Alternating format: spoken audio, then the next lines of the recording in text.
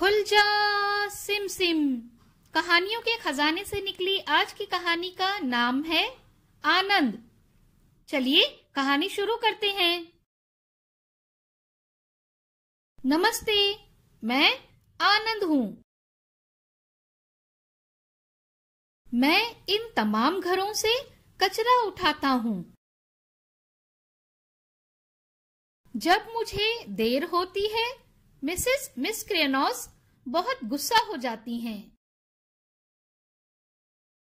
उन्नी अंकल उस वक्त तक राजी नहीं होते जब तक मैं सारा कचरा उठा नहीं लेता।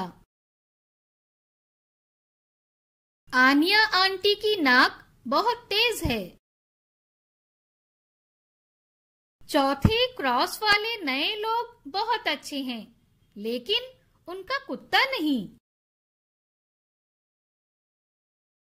अरे नहीं, इसे तो हमेशा के लिए साफ करना होगा। मुझे सलीम की गली में जाना बहुत अच्छा लगता है। सलीम और मैं बहुत अच्छे दोस्त हैं।